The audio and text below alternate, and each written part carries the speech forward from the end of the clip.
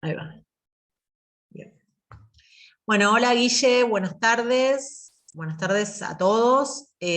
Como nos quedaron un par de temas pendientes del vivo del otro día con Tati, decidimos grabar eh, esta entrevista al doctor Scaglione, que bueno, ya contamos en el vivo anterior toda su trayectoria. Y él, bueno, ahora nos va a explicar, nos va a contar un poco mejor, más en profundidad, todo lo que tiene que ver con el abuso sexual infantil, y nos va a mostrar un par de placas como para que nos podamos guiar mejor en la explicación. Guille. Bueno, como siempre, encantado de estar en tu programa y me parece que aprovechando este tipo de plataformas para generar un video, Ujú. pienso que las imágenes ayudan mucho, ¿no? Y más cuando hablamos el tema de neurociencias Exacto. eh, y sobre todo la parte que nos referimos a qué es lo que ocasiona en el cerebro el maltrato, ¿no? Entonces, a mí las imágenes me van a ayudar para poderles explicar de forma muy sencilla y acorde a todas las personas que nos escuchan que vienen de muchísimas ramas y que nunca han visto el cerebro por ahí en la secundaria o por ahí en algún tipo de formación de biología.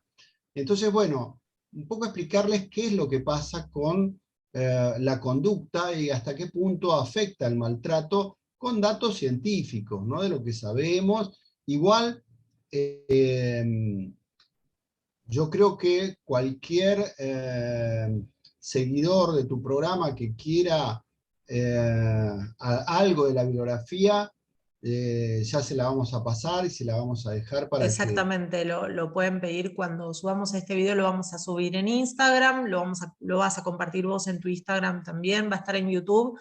Entonces en los comentarios pueden solicitar la biografía que vos ahora vas a nombrar, y todo esto Sí, siempre en un contexto de por qué nosotros estamos tratando de abordar todos los temas, digamos, más trascendentes que tienen que ver con el funcionamiento del cerebro, porque la idea, nuestro objetivo, junto con el doctor Marinaro, que es el director del proyecto en el cual trabajamos con el doctor Scaglione, es poder relacionar la neurociencia con el derecho penal, ¿no? Que sea un abordaje científico, que se logre hacer un abordaje científico ante un montón de situaciones que realmente la ley no está encontrándole la respuesta o no le está encontrando la vuelta, por decirlo de una manera más coloquial. Así que bueno, la idea de estos programas es esa, ¿no? Hablar de qué pasa con un cerebro que, por ejemplo, lo que vamos a hablar hoy, sufre un maltrato, un abuso infantil. ¿Cuáles son las probabilidades de que esa persona el día de mañana sea un futuro abusador? ¿Cómo se puede detectar? Si puede hacerse algún otro tratamiento, ¿no, Guille? Como para que la persona no caiga en una actitud delictiva. tal cual, tal cual. Bueno, vamos a ver que dentro de todas las personas esto es multifactorial, con lo cual entra el campo de la medicina forense, entra el campo de la psiquiatría, la psicología, la sociología, la asistencia social, los docentes. Los Entonces es un campo docentes. muy amplio, por lo cual hay muchos marcos teóricos. Yo por lo menos coincido con uno que quizás muchos no estén de acuerdo, pero coincido con lo que habíamos hablado en el vivo, que quizás no se escuchó muy bien, Mm, pero hablábamos del violador de Núñez y hablábamos sí. del psiquiatra forense que fue el psiquiatra forense, digamos, de la provincia de Buenos Aires, del Poder Judicial. Y él lo que dice es, en su momento ahora lo vamos a tocar, pero él dice, bueno, no tienen recuperación. Es un violador en este momento. Eso no quiere decir que se está trabajando y se está investigando para buscar un tratamiento, para buscar una solución. Pero hoy en día, con el tipo de cárceles que tenemos, con el ambiente Claro, donde va el violador, con el tipo de reclusión que tiene, sí. yo creo que se incentiva más, ¿no? Se incentiva más. Yo creo que ahí hay cuestiones que habrá que ver, no solamente del derecho, sino desde la psicología, desde también Es que todo el tiene que, tema. son todas disciplinas que tienen que trabajar, se tiene que trabajar de una forma interdisciplinaria con respecto al Claro, delito, ¿no? Porque lo que vos estás diciendo es real.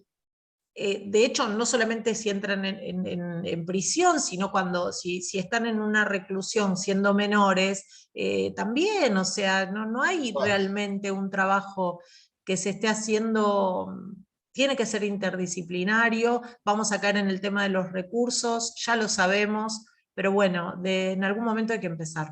Así que creo sí, que yo con la... creo que uno de los problemas carcelarios, en un punto de vista personal, es que hay mucha ociosidad en las personas que están detenidas o privadas de la libertad.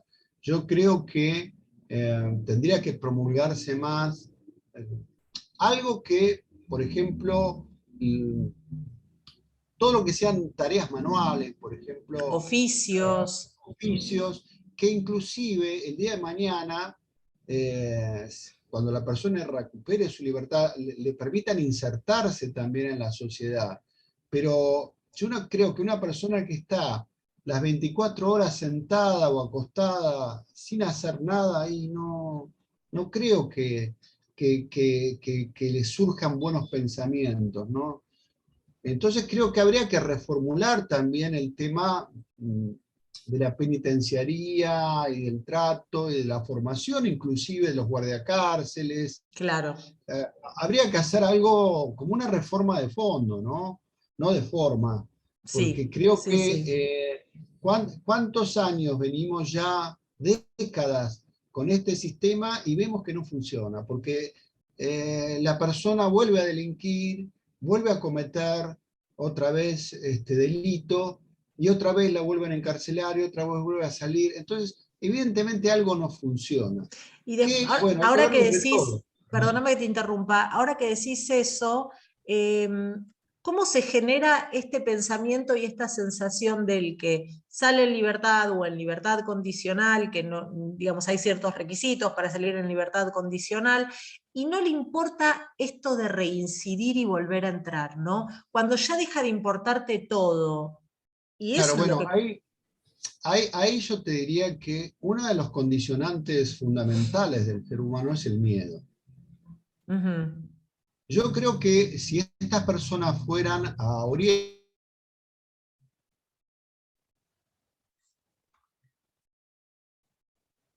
sí, sí, Sí, ¿qué decías? Si estas personas... y si estas personas, por ejemplo, fueran a países eh, como eh, con ciertos valores musulmanes, Sí, que tienen leyes muy, pero muy antiguas, donde a las personas se le corta la mano, donde las personas se las puede ejecutar inclusive. Yo creo que esta persona, si la trasladamos a esos países, no creo que la va a pensar tres veces, porque sabés que si te agarran, por ahí no salís vivo. El miedo condiciona. Ahora, si yo sé que un abogado me saca las 24 horas, ¿y qué miedo voy a tener? y estás entrando en un tema, Guille, que es re escabroso en el derecho, que son los derechos humanos. Tal cual. Imagínate que, ¿entendés? O sea, todos los tratados que tenemos con respecto a los derechos humanos y el tema de la tortura y todo eso, no se podría implementar en este país, No, absolutamente. no, no. Yo creo que quizás haya muchas variantes tecnológicas. Eh, Estamos en la era del metaverso, estamos en la era de la realidad virtual, de las tecnologías inmersivas. Yo creo que quizás se pueda lograr un tratamiento a través de esta tecnología. yo le tengo bastante fe. Quizás a través de esto se puedan lograr cosas interesantes. Está bien que recién estamos empezando, ¿no? No es algo Sí. que... Pero ya se lanzó el metaverso en el mundo, está tomando cada vez más auge y en algún momento quizás sea la punta del iceberg, digamos, para entrar a solucionar estos temas. Quizás el tema del metaverso... ¿Querés contar cortito qué es eso, Guille? Por lo menos yo no bueno, lo conozco. el metaverso es una realidad alternativa que uno puede entrar a través de realidad virtual. Ajá. De hecho, ya hay problemas con este tema, porque en las primeras pruebas que se ha realizado con Google, que todavía están trabajando sobre el tema, eh, vos tenés un avatar que puede Un interaccionar avatar. con otros, claro, un avatar que puede interaccionar con otras personas que están dentro de esa sala virtual, ¿no? Ujú. Y ya hubo una denuncia de una mujer que un avatar masculino, digamos, eh, la empieza a manosear. Ella le dice que no, que lo deje de hacer. Estamos hablando de una realidad virtual. Pero, Virtual. Todo esto es virtual. pero aparentemente hay una causa. O sea, fíjate vos que esto es algo que es un mundo nuevo también para la legislación, digo, porque ¿qué hacemos cuando una persona delinque en una realidad virtual? Claro. Claro, ¿Quién sí, tiene la sí. culpa? ¿El dueño del sistema?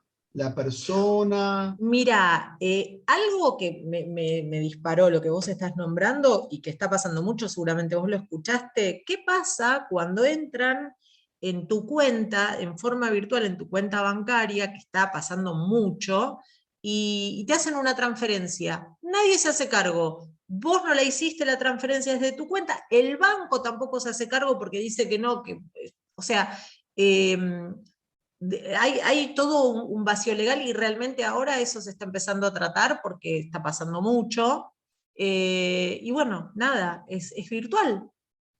Bueno, mirá, yo te estoy diciendo cosas que ahora están pasando, a muchos les va a sorprender esto, pero ustedes saben que ahora se están vendiendo fracciones de terrenos de metaverso en todo el mundo. O sea, yo puedo comprar la Torre Eiffel, o sea, la voy a tener yo en mi metaverso y después para entrar vas a tener que solicitarme la entrada, pues yo ya compré esa parte de metaverso. No, Eh, no, es increíble. bueno, yo creo que muchos oyentes habrán escuchado hablar de Second Life, del Ujú. programa que tenía avatares, por supuesto nada que ver con el metaverso, porque esto era en 2D y lo que les estoy hablando es en 3D, tenés que usar un Showscan y Data Globe, guantes, o sea, el tema es que el metaverso también te permite tocar, tener Claro. sensaciones hápticas, ¿no? Mm, En cambio, bueno, en Second Life son avatares. Pero en Second Life vos podías trabajar de abogada y te podían ir a ver a tu consultorio, a tu estudio, y te pagaban con criptomonedas. Mucha gente se casó en el metaverso, era una especie de proto-metaverso, pero muchas parejas se conocieron ahí, se casaron. Y miren, hay un caso, que ahora no me lo acuerdo, pero si lo googlean lo van a encontrar, de una denuncia que porque se hacían contratos y con el tema de identidad de género, hubo una mujer que se percibía como, una mujer de 60 años que se percibía como una chica de 5 años, 6 años. Y le pide un matrimonio que la adopten como hija. Y entonces vivía su fantasía, digamos, de niña, y después en un momento determinado esta pareja es como que se cansa un poco de la de este situación. personaje, claro, y, y parece que se arma todo un problema legal porque habían firmado que se hacían cargo en esa realidad de esta mujer que oficiaba o se percibía como una chica de 5 años, 6 años. Era una causa de abandono. Vos fijate, esto ya te estoy hablando de 10 años atrás, ¿no? O sea, No, no no, estoy no, hablando y de cosas lo que, atrasados que estamos nosotros en todo eso, ¿no? Tratando de no, ver si las cosas que podemos, se nos vienen. Pero las bueno, cosas que se vienen. yo siempre trato de pensar en positivo de que las tecnologías son como la caja de Pandora. Uno puede usarlas para el bien y puede usarlas para el mal. Yo creo que si uno toma lo bueno de esto, por ejemplo, yo tengo realidad virtual para tratamiento de fobias y es muy, Mira, muy efectivo, es muy efectivo. O sea, la persona logra avances que de otra manera serían mucho más largos. No es que no los vas a lograr, pero acelerás mucho el proceso. Cuando una persona, por ejemplo, no sé, tiene miedo a un ratón, ujú, y entonces yo puedo diseñarle un ambiente donde hay un ratón lejos y donde él empieza a tener seguridad hasta que lo vamos acercando, acercando, hasta que él va perdiendo ese miedo. Bueno, lo estoy haciendo muy sencillo, pero para que se entienda, no, no, de aparte, que la claro, lo estás persona, haciendo vos, lo estás implementando vos, claro, seguro. la persona logra estar al lado del ratón y que el ratón le camine entre las piernas y él no sentir miedo, cuando tenía pánico, ¿no? Pánico. Pánico al ver un ratón. Entonces, lógicamente que despacito, bueno, si usamos esta tecnología, que es una programación Unix para los que les gusta la computación, se programa en Unix, la cuestión es que pienso que puede ser un punto de partida para el tratamiento de todo esto que estamos hablando. No sé si será eficaz o no, habrá que probarlo, habrá que trabajar, pero pienso que puede dar resultados. Ojalá, ojalá. Por ahora yo comparto la opinión de Dal, ¿no? De que evidentemente este, para un violador, estoy hablando específicamente de un violador, va a ser reincidente. O sea, el método actual no lo cambia, ¿no? No lo cambia en absoluto. Y aparte, se han demostrado lesiones a nivel cerebral que ya están muy determinadas y se Te voy a puede hacer ver. una pregunta medio fuerte, medio así incisiva, porque he sabido que cuando estas personas, los violadores o las personas acusadas por abuso sexual, tienen una condena o están con una prisión preventiva, o sea, son castigados, y esto lo investigó, y hay un libro de Rita Segato que habla de esto, son castigados por los mismos compañeros de celda porque los violan. Entonces, ¿cuál es la diferencia entre el tipo que entra por violación y el que está violando al violador? O sea, ¿cuál es la ¿cuál es el límite? ¿Es distinto eso? Mirá, yo pienso ahí que estamos hablando de lo mismo, estamos hablando de Claro. perversión, ¿no? Estamos hablando de una persona que tiene perversión, entonces lógicamente que las formas de satisfacción sádico-masoquista, de la situación perversa, los cambios de roles, Ujú. entran dentro de una patología donde lo que prima es imponer el poder sobre el otro.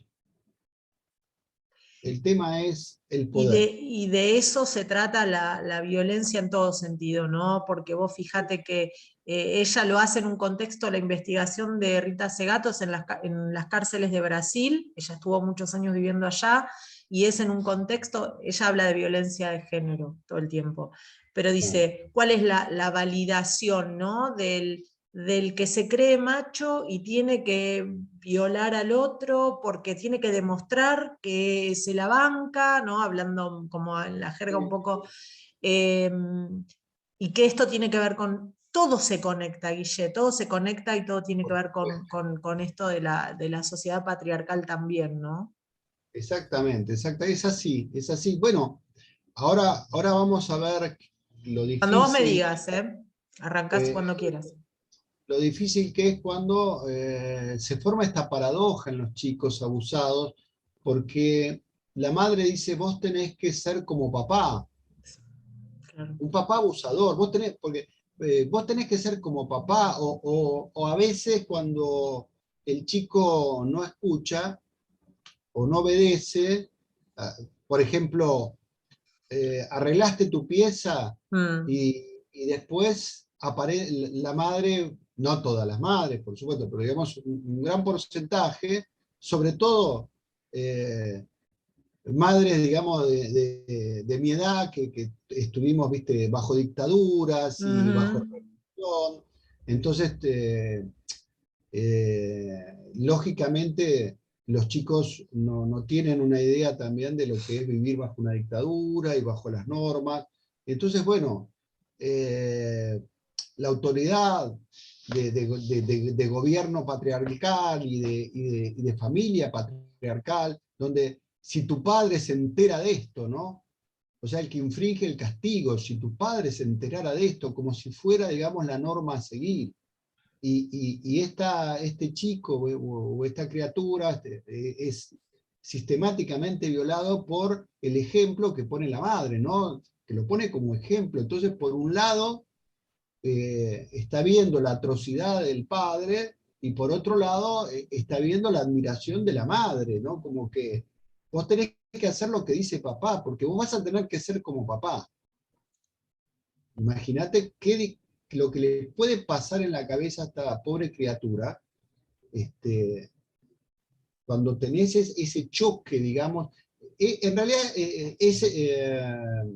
psicológicamente estaríamos hablando de una esquizofrenia, ¿no? Hagas lo que hagas, está mal, ¿no? Hagas lo que claro. hagas.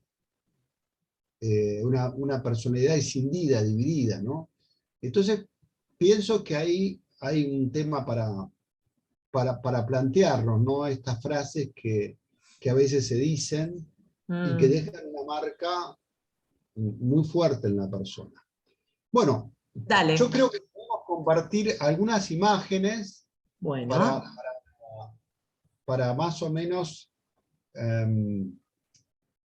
tener una idea bárbaro. Ahí vamos. ¿Sacamos las cámaras entonces? con las cámaras. Dale. Creo que desde el punto de vista de las neurociencias, las imágenes a los costados provocan distracción. Entonces, la persona, porque por un lado trata de mirar y entender Sí, sí. lo que está viendo, y por otro lado está atento a los movimientos del rostro. Entonces, de esta manera, bueno, se pueden concentrar más con esto. Bueno, entonces, como es un update de lo que hicimos el otro día, Bien. bueno, vamos a empezar con algo que me parece interesante, que es esta definición que hace la Organización Mundial de la Salud en el 2016, que habla sobre el maltrato infantil, definiéndolo como los abusos, la desatención de que son objetos los menores de 18 años, incluye todos los tipos de maltrato físico o psicológico, abuso sexual, desatención, negligencia y explotación comercial o de otro tipo que causen o puedan causar un daño a la salud, desarrollo o dignidad del niño o poner en peligro su supervivencia en el contexto de una responsabilidad, confianza o poder. Yo por eso acá señalé el tema de confianza o poder, porque es Ujú. fundamental en el tema del violador y del abusador, ¿no? La exposición a la violencia de pareja también se incluye a veces entre la forma del maltrato infantil. Bien. O sea, esto que por ahí piensan que está fuera, digamos, la violencia de pareja también es maltrato y también hay que, por eso yo soy muy partidario de la psiquiatra Eva Giberti, que ella justamente habla de violencias, ¿no? De las violencias Perfecto. familiares.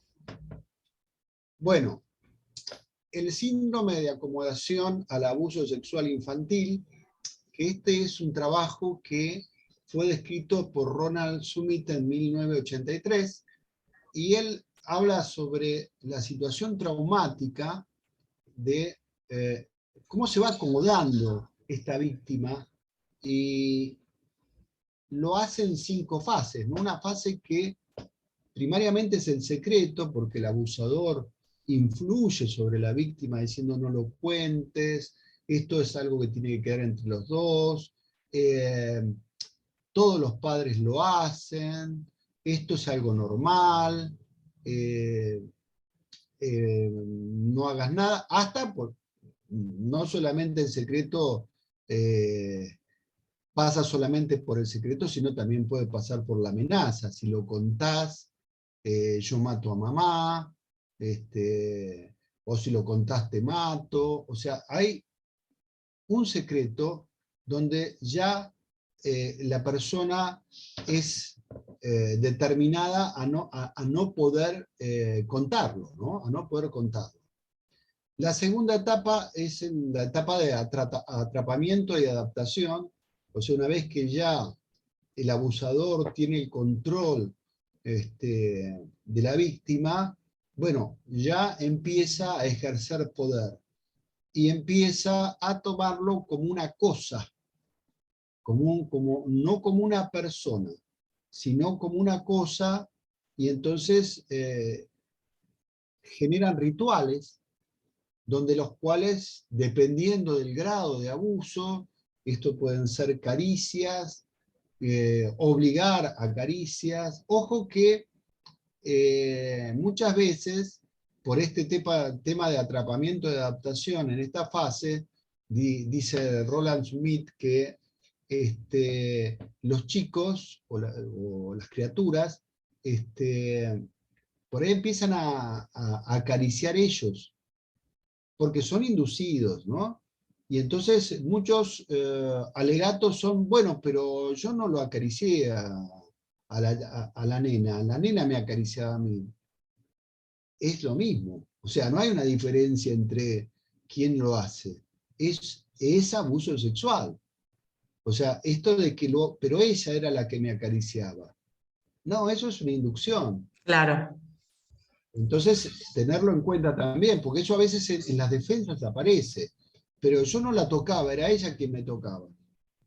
No, eso no es así. Bueno, en ese estado aparece la desprotección e indefensión, porque la madre aparece con esta paradoja que acabamos de hablar, de que tenés que ser como papá, tenés que imitar a papá, y papá es un perverso, ¿no? Papá es un abusador, entonces se siente como que si lo contás nadie te va a creer, te van a tratar de loca, te van a tratar de que estás inventando.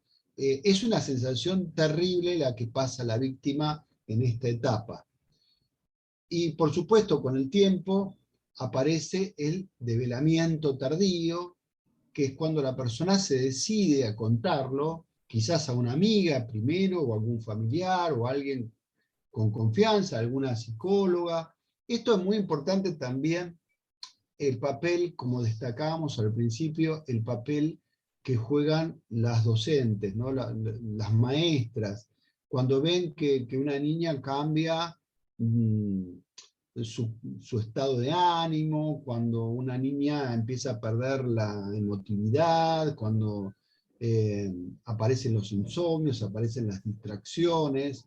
Bueno, son realmente una ayuda muy grande para todo el tema de abuso sexual, porque son las primeras que notan los cambios, ¿no? Y a Uh-huh. veces son las docentes las que escuchan por primera vez este develamiento tardío. Pero después comienzan las amenazas, comienzan el tema de eso no se habla, no tenés que contar esas cosas, que llevan a la pobre víctima a la retractación.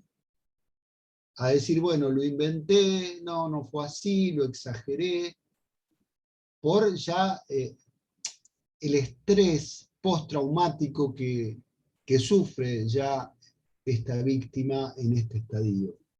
Así que bueno, estas serían las 5 etapas Uh-huh. de acomodación de abuso sexual infantil.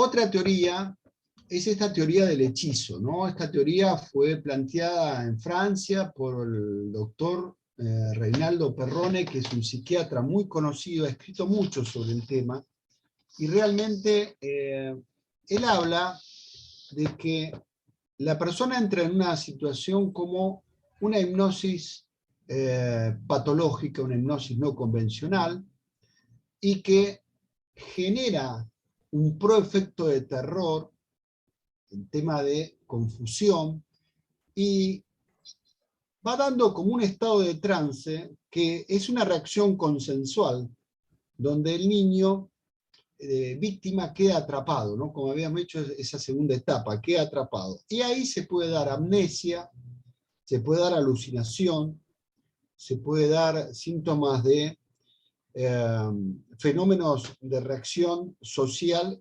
y reorganización, y aparecen ya estos problemas muy frecuentes de no poder conciliar el sueño, ¿no? Insomnio. Y esto se da por esta influencia, ¿no? De el abusador que ejerce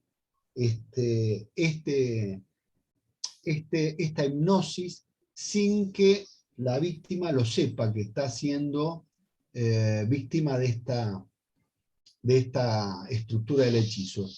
Bueno, el hechizo, dice, es el extremo, sigue hablando el doctor Perrone, dice que el hechizo es el extremo de una relación de poder, ¿no? De desigualdad o de asimetría absoluta. Por eso fíjense la importancia del poder, ¿no?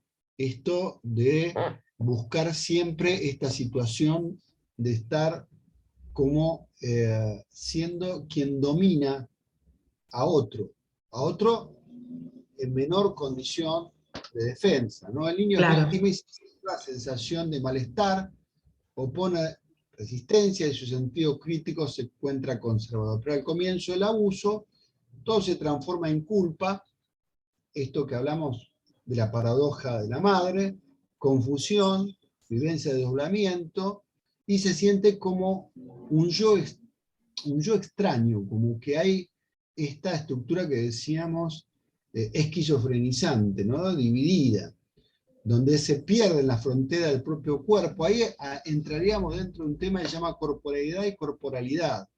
Y es perturbado bajo los dichos, ¿no? Del abusador, que dice: si lo contás nadie te va a creer, esto es normal, todos lo hacen, no sé por qué te pones tan mal, y amenazas, ¿no? Si lo contás, te pueden pasar cosas feas. Entonces, lógicamente, esta persona está en indefensión, sin ningún tipo de protección, y no solamente eso, sino que se encuentra bajo un descreimiento, y así se llega a la retractación que vimos en la fase. Algo muy importante es saber el tema de prevalencias, ¿no? O sea, una característica o evento desde el punto de vista epidemiológico, evento determinado, por ejemplo un abuso, en un momento o periodo determinado. Por eso siempre hablamos de prevalencias, pero hay tres tipos de prevalencias.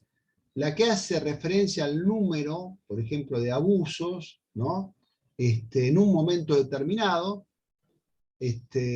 así se recogen los datos a través de una encuesta. Por ejemplo, si usted está siendo abusada en el momento actual, sería una forma de obtener una prevalencia puntual, ¿no? Algo que está pasando. En este momento, claro.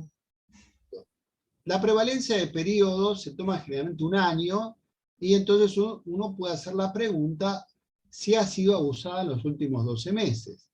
Y la prevalencia de vida, o sea, toda la vida desde el nacimiento hasta el momento actual, se pregunta si alguna vez sufrió un abuso sexual. O sea, son los tres tipos de prevalencias que las quería aclarar porque en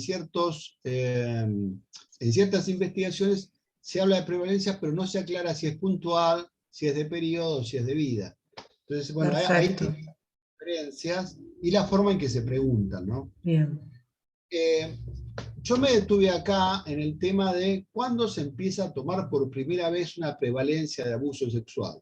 Y fue en la década del 20, específicamente en 1928, con un profesor universitario de Estados Unidos que se llamaba Alfred Kinsey. Alfred Kinsey, en 1928, estamos hablando de un entomólogo, un zoólogo, que estudia insectos, que estudia animales, y que daba clases, pero que tenía tanta pasión por la docencia, que fíjense que el primero que habla de abuso sexual no es ni un sociólogo, ni un psicólogo, ni una abogada. O sea, evidentemente, esta persona en los ratos de almuerzo o de merienda, en los campus, iba y charlaba con todos sus alumnos, y de repente empieza a ver que algunas alumnas están mal. Entonces él piensa, lo que escribe en su libro, él piensa que es producto de que, bueno, vienen los parciales o los finales, y las alumnas le empiezan a contar que son abusadas, que han sido abusadas. Y fíjense que estas alumnas, que él toma la muestra, 4.441, han sufrido maltrato infantil y abuso sexual infantil. Una de cada 4. Y en los estudios que él hace, estamos hablando del 28, el cual casi la mitad, digamos, de los abusadores son desconocidos o no dichos por las víctimas, ¿no? Quizás este dato es un dato de color, en el sentido de que uno se imaginaba que, bueno, la prevalencia, el estudio del abuso sexual a nivel ya científico había empezado por medio de la medicina o de la psicología o la sociología. No, empieza con un entomólogo, ¿no? Bien. Que, como vemos acá, él publica un libro que realmente provocó en su momento que lo echaran de la universidad, le dijeran que era un pervertido por estudiar estas cosas. Bueno, esta cuestión que siempre existe, de esto no se habla, ¿no? Sí.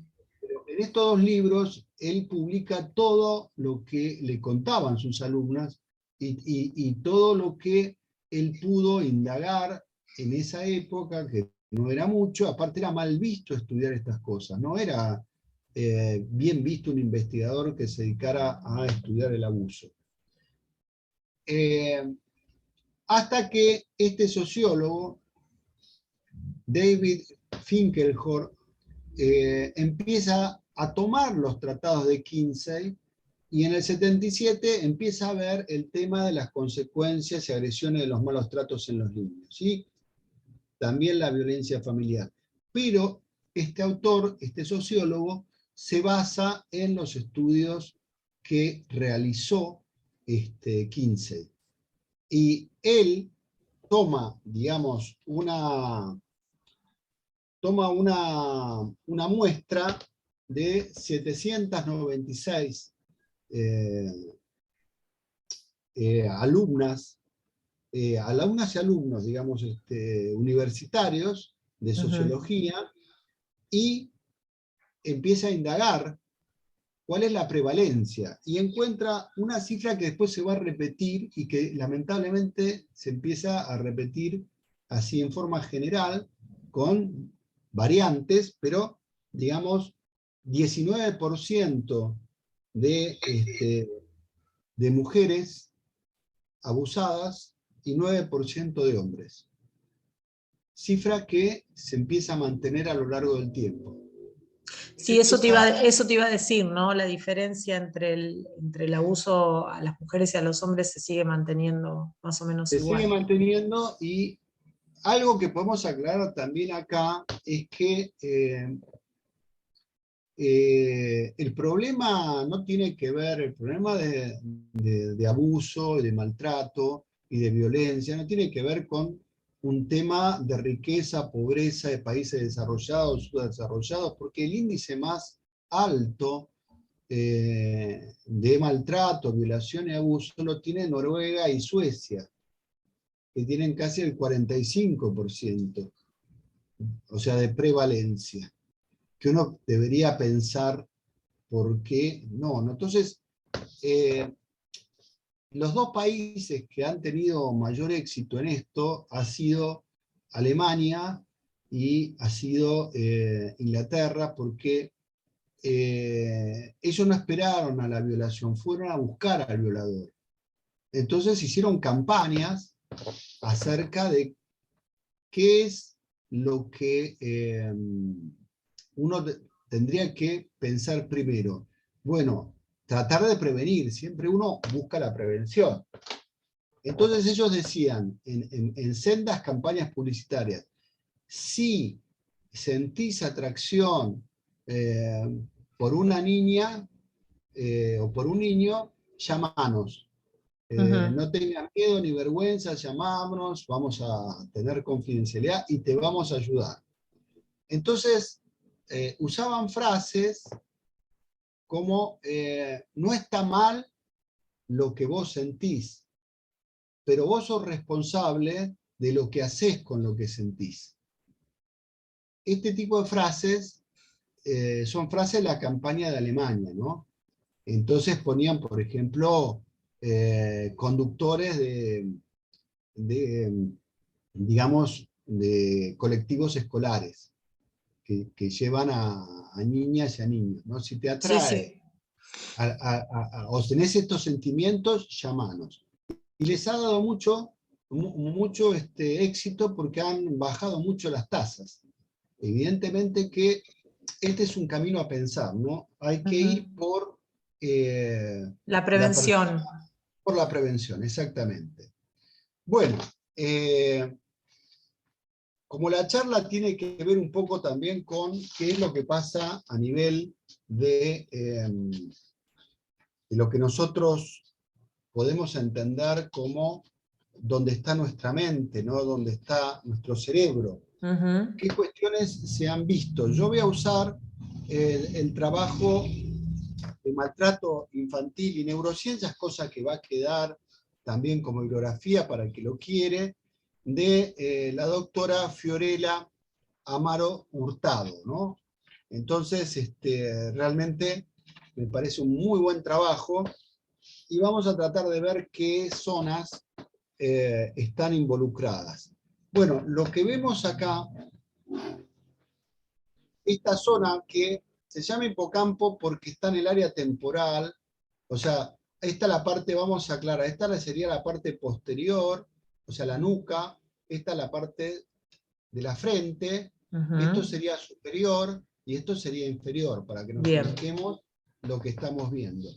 Entonces, esto que estamos viendo acá es el hipocampo, una zona donde residen, entre otras cosas, la memoria anterógrada, y esto que está terminando en la punta es la famosa amígdala cerebral, que ahora vamos a hablar.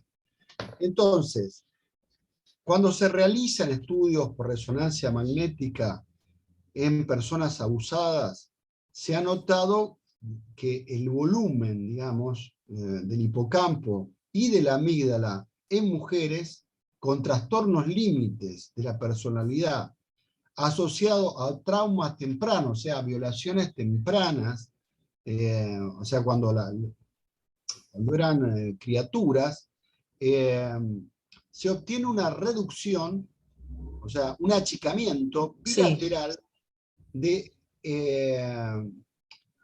digamos, del hipocampo y de la amígdala, que se puede ver en emisión de positrones, se puede ver, o sea, esto que está acá se reduce, y esto acá se reduce bilateralmente, o sea, nosotros tenemos dos hemisferios izquierdos de ambos lados.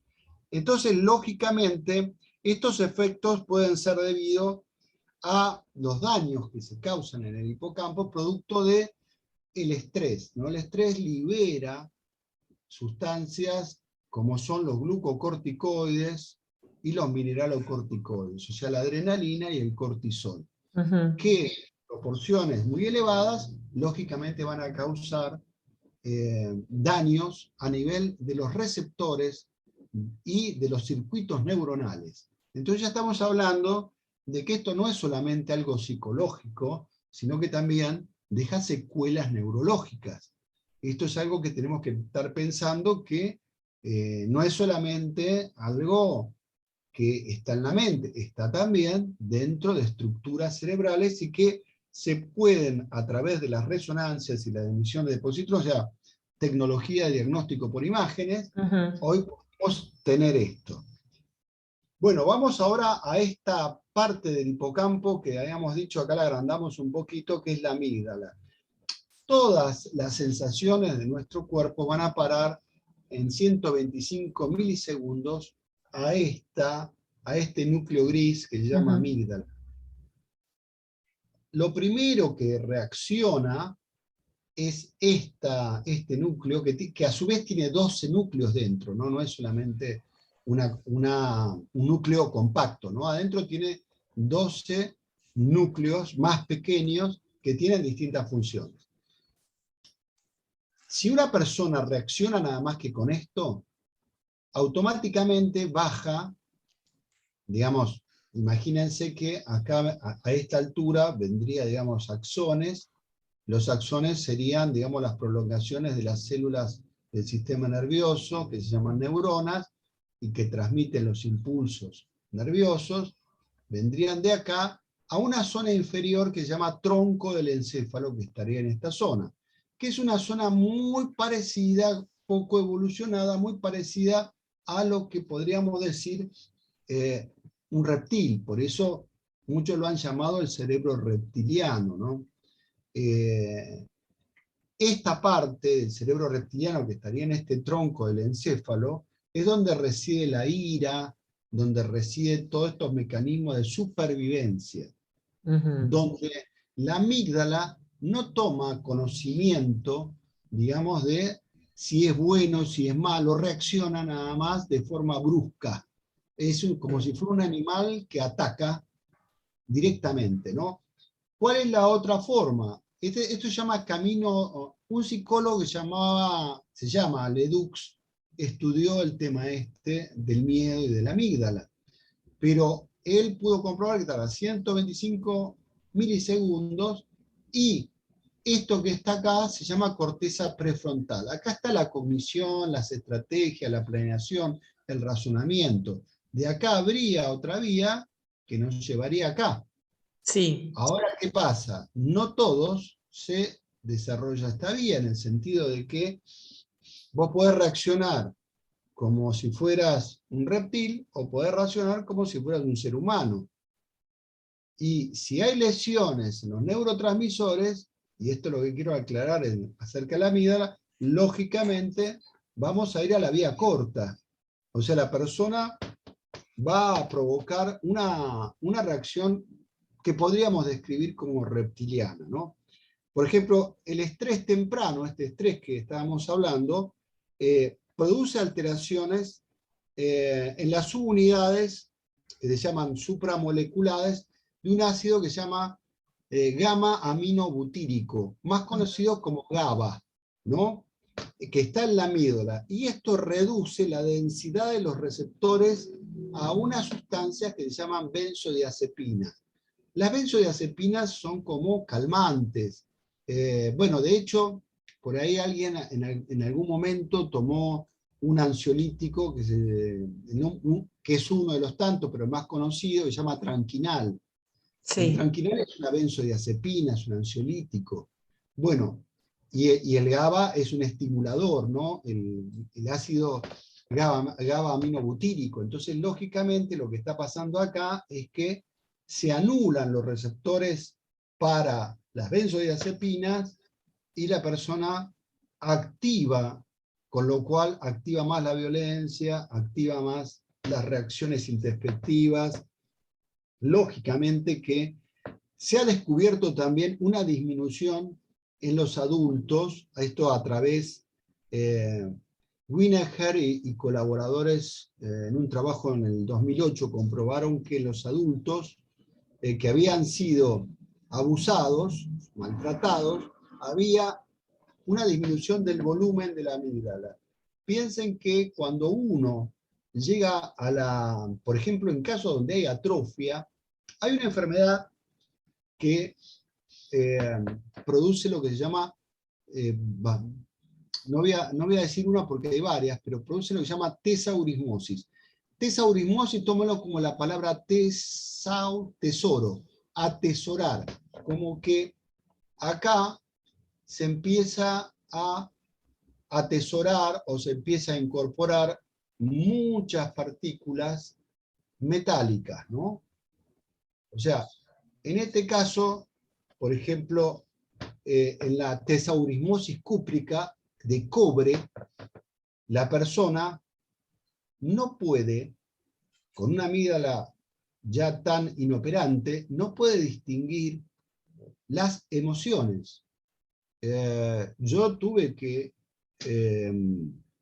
entrevistar y tomar pruebas a personas con tesaurismosis cúprica y realmente demostramos distintas escenas inclusive muy, pero muy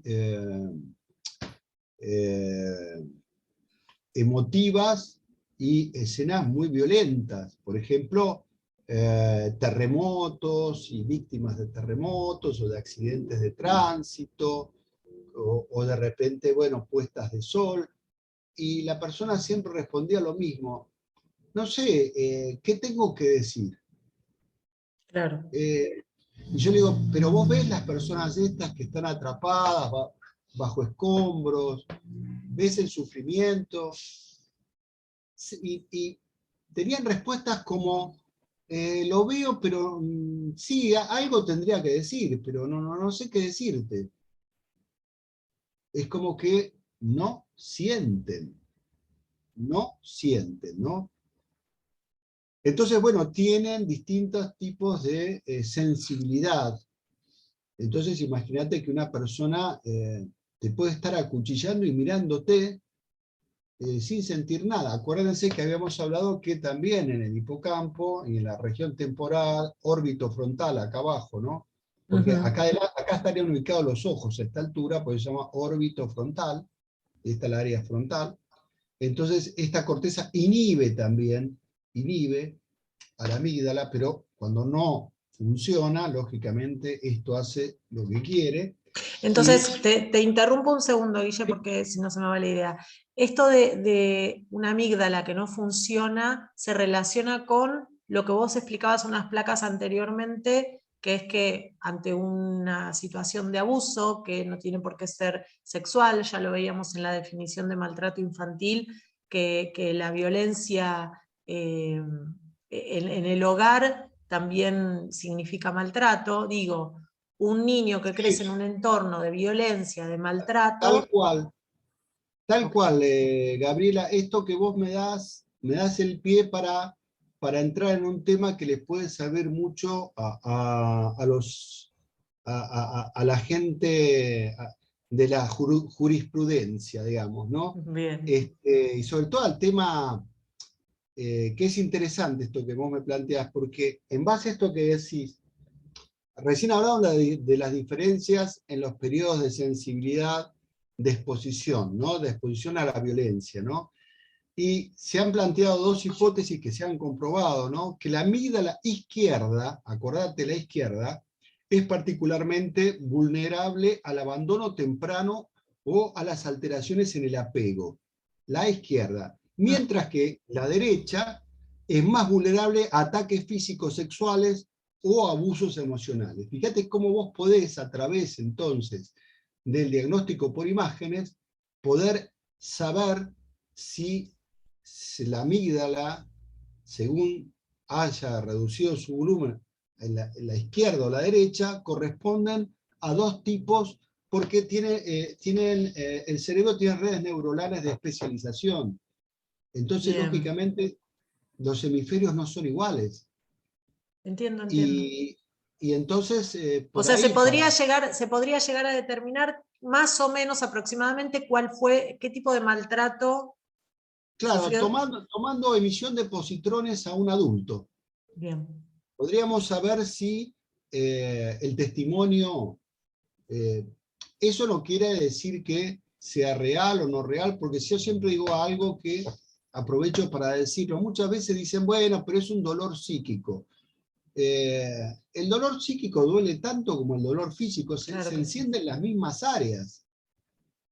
Que una persona pueda tener implantación de falsos recuerdos, trabajo de la psicóloga Los Tuff, ¿no? Para los que quieren por ahí googlear los trabajos de los Tuff y la implantación de falsos recuerdos, eso no quiere decir que los viva y los sienta como que realmente pasaron. Hagamos esa cuestión. Mira, Guille, lo que vos decís, necesito hacer una nota al pie sobre esto que estás comentando, porque en referencia un poco a lo que a mí me compete y a mi investigación sobre género y neurociencia, el tema de la violencia psicológica, ¿sí? Es la violencia que no se ve. Entonces, Exacto. hasta que vos detectás que estás sufriendo, que estás en una situación de violencia psicológica y lo querés ir a denunciar, te miran y te dicen, pero ¿y dónde está el golpe? ¿Dónde está el moretón? ¿A dónde te pegó? No, no, pero le estoy explicando Claro, se y no, fijan lo externo y no se fijan lo interno. ¿entendés? Es terrible esa situación. No, no, totalmente de acuerdo. Por eso esto es una herramienta más que todo lo que estamos investigando con el doctor Marinar, ojalá que el tema de neuroderechos y sobre todo las neurociencias aplicadas al derecho empiecen a tener más peso dentro de las decisiones de los jueces, ¿no? Y de la legislación. Lo vamos a Civil. lograr, Guille. Sí, yo creo que Estamos sí. trabajando, haciendo trabajo de hormiga. Bueno, lo que ven acá, esto sería la parte de la nuca, ¿no? Esto sería la parte de la frente. Esto que ven acá es lo que yo hablaba recién del tronco encefálico, ¿no? Esta parte que hablábamos de la zona reptiliana, así, reptiliano entre comillas, porque digamos es lo que menos evolucionó, digamos, en los mamíferos. Esto es muy parecido, es como que si viéramos un hombre de hace 150.000 años tendría esto, no igual, no cambió en nada. Esto que está acá es el cerebelo. Esto maneja el equilibrio, ¿no? Y maneja también una parte que es referente a ciertos tipos de memoria. Ahora, ¿qué pasa cuando una persona tiene estrés postraumático, cuando ha sido abusada? Bueno, el cerebelo, aparte de lo que hablábamos recién, de que trabaja en el equilibrio, tiene un papel importante en la atención, tiene un papel importante en el lenguaje, en la cognición y en el afecto. Fíjense cuántas cosas el cerebelo hace, ¿no? Cuántas cosas que está implicado. Entonces, algunas consecuencias que se llaman neuroconductuales producirían alteraciones en el lenguaje producto del maltrato, ¿no?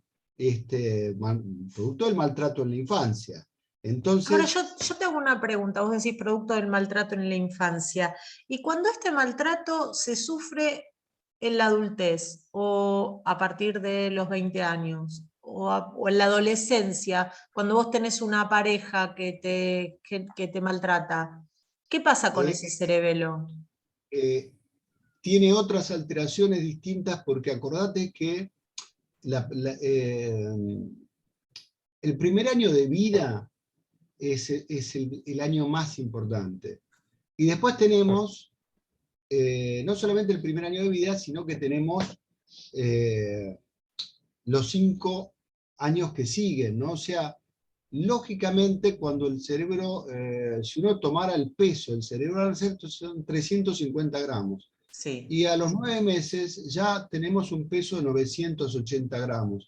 Y vos decís, ¿crecieron las neuronas, o sea, las unidades funcionales, las células? No, nosotros nacemos con un número de células fijas. Lo que ha crecido son las conexiones neuronales.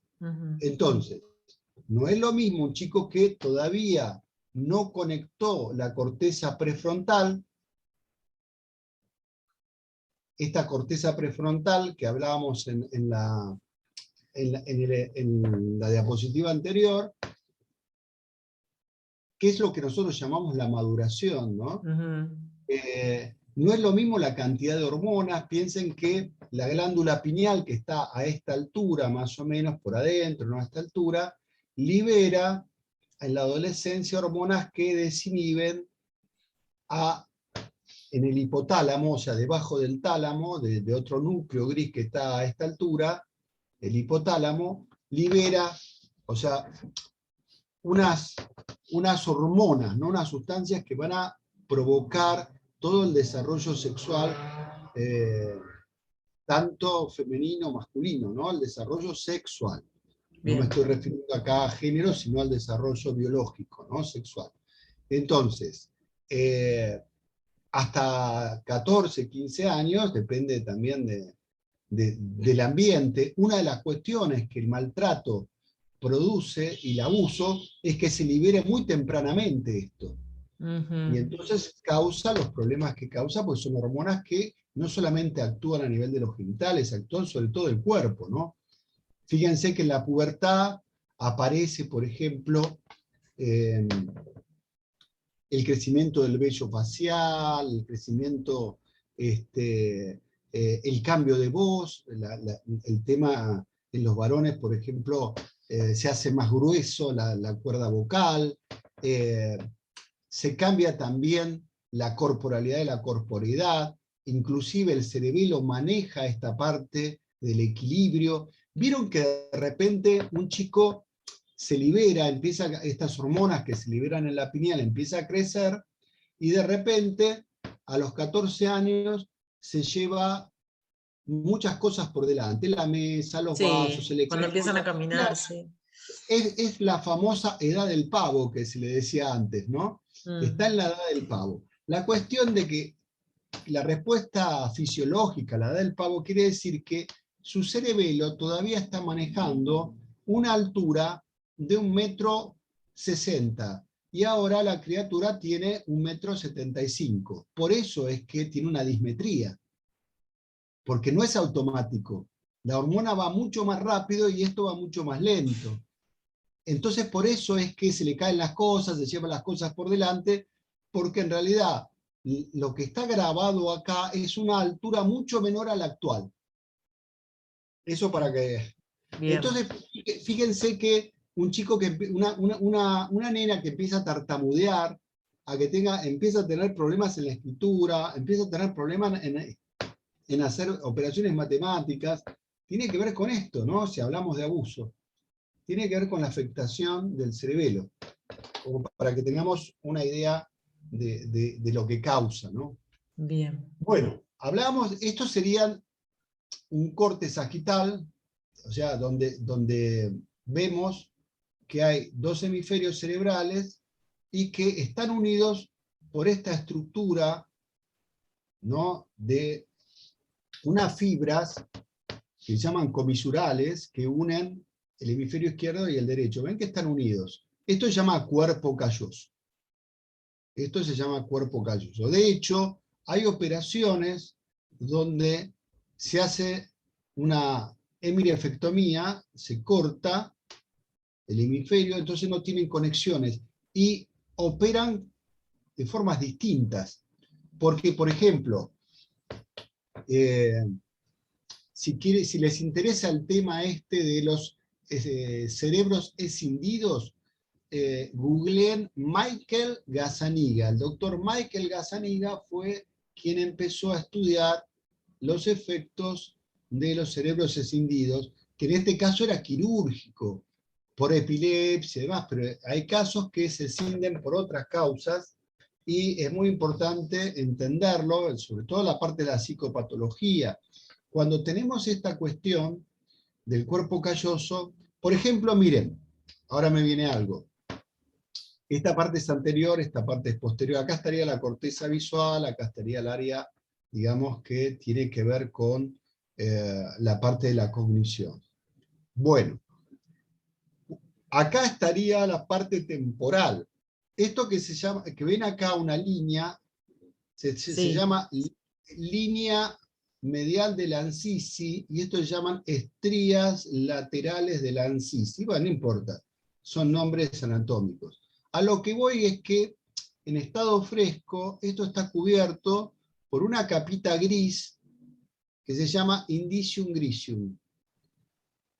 ¿Saben qué es lo que destruye esto?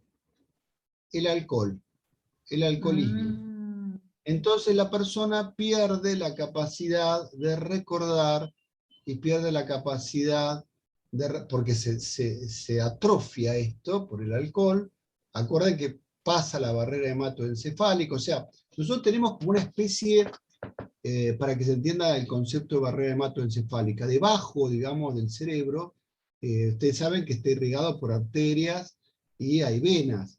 Bueno, las arterias, que son las carótidas, que están adelante, las dos carótidas, las dos arterias vertebrales comunes posteriores, forman un polígono antes del cerebro, de llegar a irrigar el cerebro, que se llama polígono de Willis. No importa los nombres, pero para que tengan una idea. Eso refrena la sangre, pero tiene en el endotelio, o sea, dentro del vaso sanguíneo, unas células que son muy, pero muy selectivas. No pasa cualquier sustancia al cerebro. Por ejemplo, quizás alguien de los oyentes tenga algún familiar, algún conocido con Alzheimer. O, por ejemplo, con el mal de Parkinson. El mal de Parkinson se debe a un neurotransmisor que no funciona, bueno, que no se produce más, no se sintetiza, que es la dopamina. La dopamina tiene una gran cantidad de átomos de carbono, digamos. Entonces, no puede pasar esa barrera, porque pasan con menos de 20 átomos de carbono solamente. Entonces hay que darle un transportador que se llama carbidopa, ¿no? La carbidopa lo que hace es pasar la dopamina. Entonces ponerle que la persona tome 1 gramo de dopamina y llega a 0,001 miligramos al cerebro. Por eso tienen que tomar tanto, porque la barrera hematoencefálica no permite el pasaje. Pero el alcohol tiene 8 moléculas, con lo cual pasa directamente al cerebro. Automáticamente pasa al cerebro. Y cuando empieza, esto no quiere decir que si tomás moderadamente, normalmente no va a pasar nada, pero acá estamos hablando de una adicción, ¿no? Estamos hablando Claro, del sí. ¿no? Estamos hablando no de una persona que toma un trago, que sale en una previa, no pasa. Ahora sí, todo el tiempo está tomando vodka, está tomando whisky, está tomando bebida blanca, bueno, estamos hablando de una adicción continua, termina, por eso yo me acuerdo que muchas veces, y altera el cerebelo también, por eso es que está la famosa marcha del borracho, ¿no? La marcha es cándida, la palabra es cándida, ahí ven cómo toca la palabra. ¿Cómo te llamas? A ver, bueno, hablan así. Claro. Lamentablemente lo vimos en un ídolo argentino como fue Maradona, ¿no? Lamentablemente, por el mal cuidado y bueno, un tema que también está ahora en debate en la justicia de cómo un ídolo argentino fue tan mal cuidado, ¿no? Sí. Pero bueno, es un tema que yo lo puse porque yo es como que cierro los ojos y veo el gol contra Inglaterra y es algo que no me lo voy a olvidar nunca, ¿no? Claro, sí. Ningún argentino se puede olvidar. Ahora, bueno, lamentablemente, vas a saber las cuestiones de la vida y los traumas y todas las cosas que no sabemos, el pobre Maradona, bueno, terminó en adicción y en el alcoholismo. Y no sé si recuerdan las últimas, ¿cómo se llama? Notas y reportajes. Vieron que le preguntaban, Diego, ¿qué te pareció esto? Sí. Bueno, esa es toda la alteración del indicium grisium, ¿no? Producida también en el cerebelo, y vieron que ya lo último lo llevaban caminando uno de un lado y otro del otro, ¿no? Porque tenía la marcha escándida, ¿no? Porque la cantidad de alcohol que insumía, yo lo que no puedo entender es cómo nadie lo controló en eso, ¿no? Pero bueno, es un tema que lo tiene la justicia y ellos harán justicia, ¿no? Entonces, el tema del cuerpo calloso es muy importante porque los resultados demuestran una dimensión de volumen, o sea, se achica, en el 17% de los chicos que han sido maltratados y hospitalizados, a los cuales se ha hecho una resonancia magnética, y una disminución de 11% con respecto a los niños hospitalizados sin historias de abuso. Cuando hay historias de abuso hay un 17%. Sin historias de abuso y sí de maltrato, un 11%. Fíjense otro dato más para tener en cuenta en esto que estamos hablando de las neurociencias aplicadas al derecho. Bueno, todo lo que rodea, esto que está acá es un lóbulo, que se llama lóbulo de la ínsula, es un lóbulo que ustedes ven dos acá separadores, porque es un lóbulo oculto, ¿no?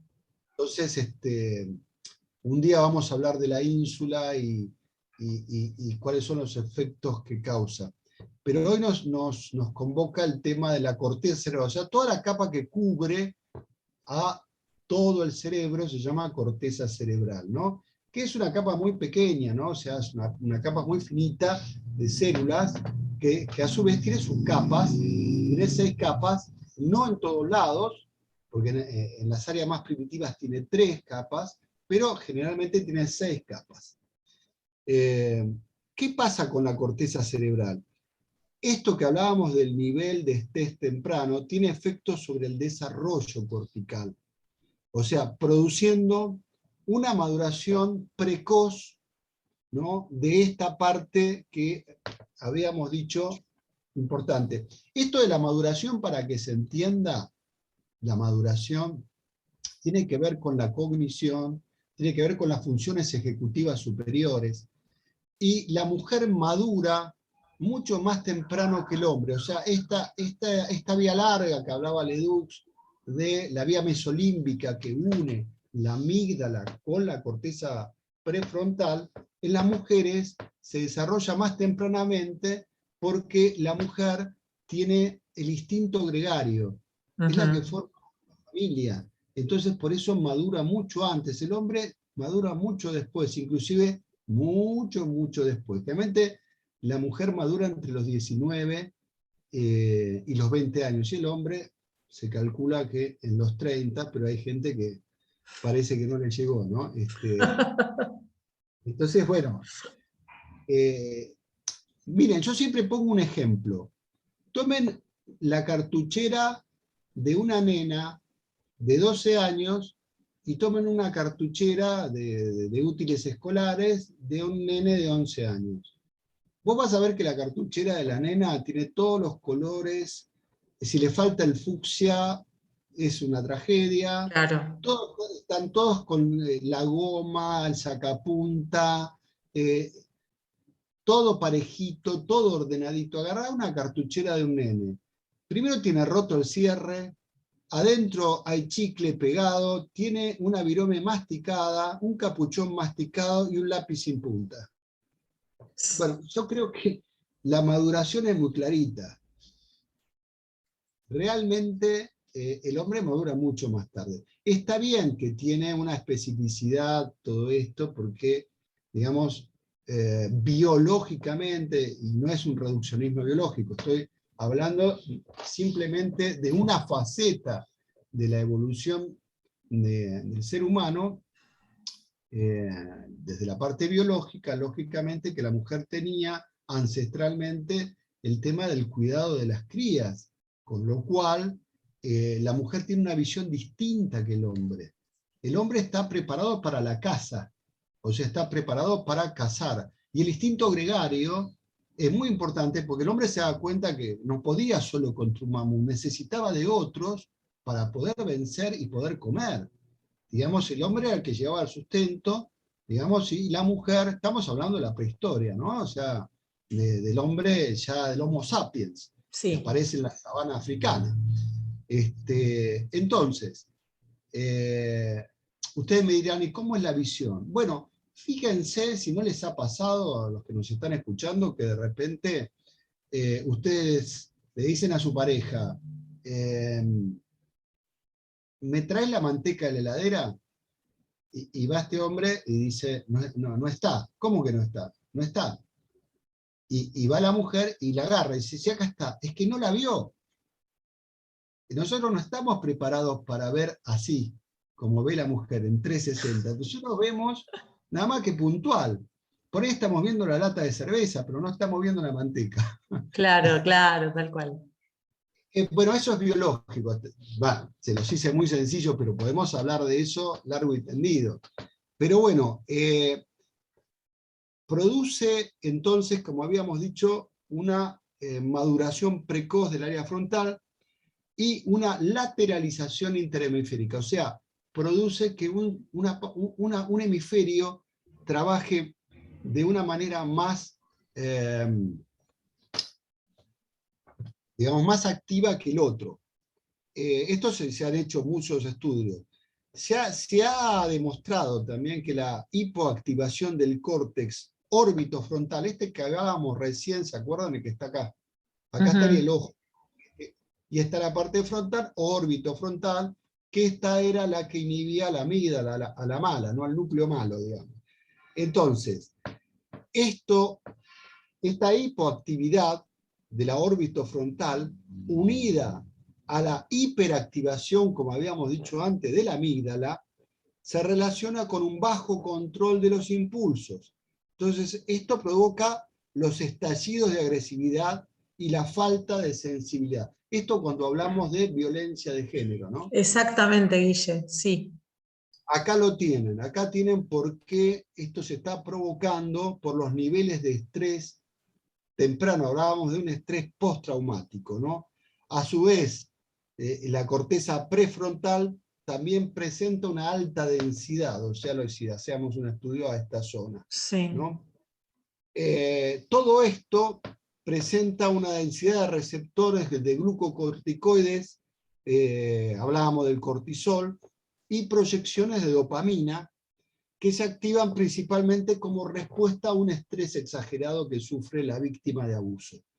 Entonces, esto es lo que está hablando nuestra estructura cerebral. Podríamos entrar con el tema epigenético, pero lo vamos a dejar para otra, pues ya es como demasiada información para procesar y para dejar tiempo a las preguntas y demás, pero ya vimos varias estructuras, hay más por supuesto, que se alteran por este estrés postraumático, o sea, la base es el estrés temprano, y Claro. básicamente adrenalina y cortisol.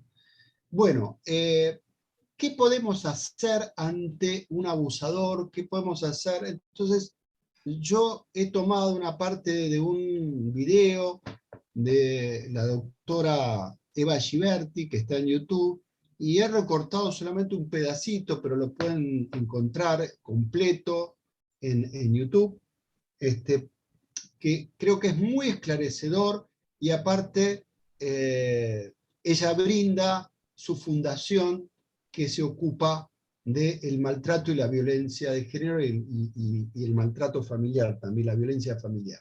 Así que vamos a escucharlas un pedacito cortito, pero muy esclarecedor. Dale, Guille.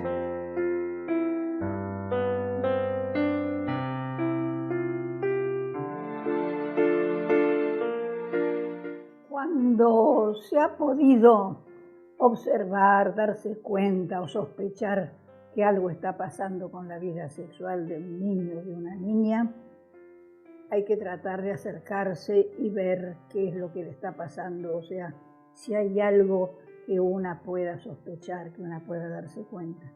En ese momento, si hay sospechas que son, o que además de sospechas hay en la criatura algún signo, algún sangrado o alguna lastimadura o verdaderos insomnios o situaciones que realmente preocupan mucho, llamar al programa Las Víctimas contra las Violencias. El título es este, Las Víctimas contra las Violencias, porque nos ocupamos de distintas clases de violencia. ¿Y cómo llamamos? Marcando gratuitamente el número 137. El 137 es un número en el cual se las van a atender, le van a decir violencia familiar, pero violencia familiar es abarcativa de toda una situación. Entonces allí ustedes dicen, mire, yo tengo dudas acerca de algo que está pasando con mi nene o con mi nena o algo que está pasando en la escuela. Yo ahí tengo muchas dudas. Entonces quisiera que ustedes nos ayudaran. Y como nosotros tenemos un equipo que acompaña a estos padres, inmediatamente nos ponemos al servicio de estos padres para asesorarlos y acompañarlos en lo más difícil, que es la denuncia. No alcanza con ir a la comisaría. En la comisaría le van a preguntar, ¿usted insta por el fuero penal? Es decir, de que el juez lo llame y tenga que declarar a la persona que está siendo acusada.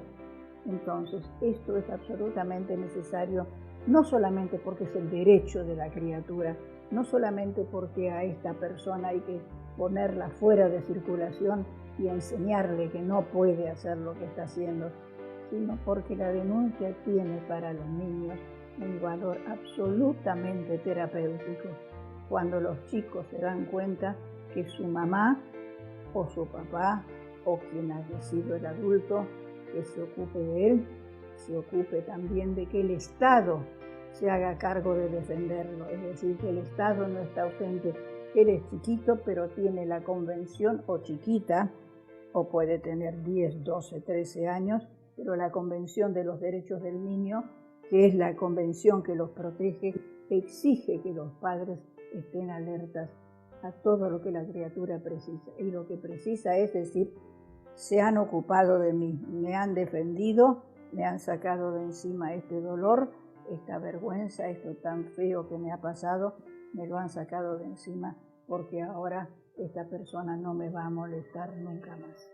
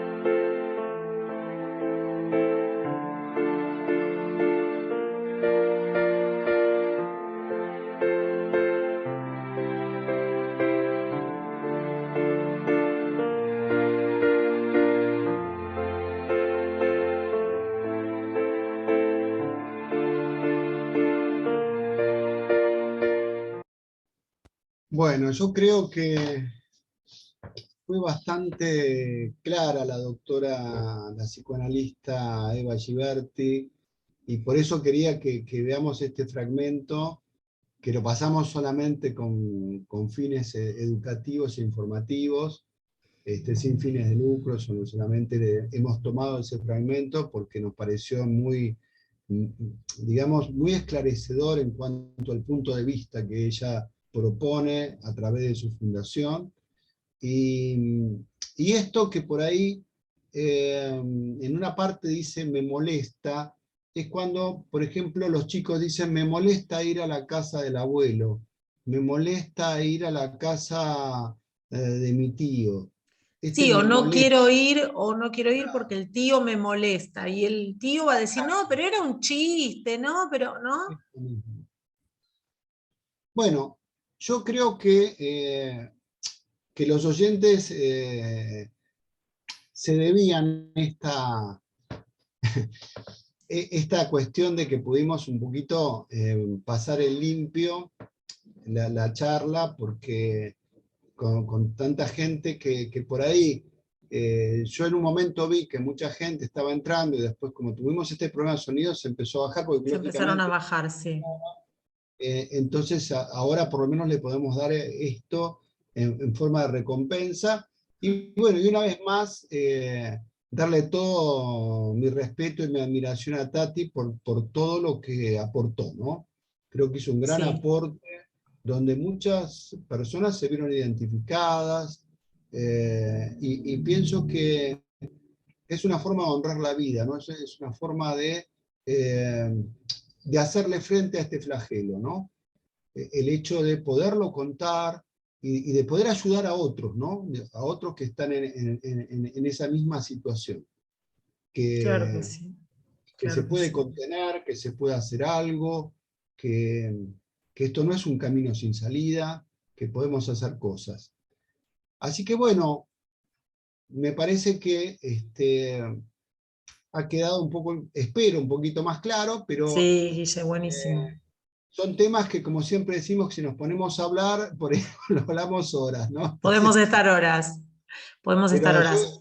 yo creo que hicimos una reducción bastante concreta, ¿no? Lógicamente, si ustedes me preguntan, ¿hay más áreas implicadas? Sí, hay muchos factores implicados, pero no es el objetivo de esta charla, ¿no? Esta charla es una charla informativa, es una charla más o menos que no tiene una pretensión de seminario o curso. Es una charla entre nosotros, una charla como me preparo un café y la escucho a Gabriela, ¿no? Es una cosa así. Es una cosa como para aprender un rato, para enterarnos cosas interesantes, que es lo que es tu intención, ¿no? De compartir y Y visibilizar ciertas difundir, cosas, sí. difundir, exactamente. Sí, sí, sí. Así es. Bueno, así Bueno, Guille, que vamos a despedirnos y bueno, esto se va a repetir, vamos a seguir haciendo, o no, Guille, este es el por supuesto que último. sí, siempre No, estamos acá. bien, buenísimo. Bueno, muchas gracias. Bueno, Excelente gente, todo. saludos a Beso todos allá grande. del otro lado. Gracias. Chau, chau.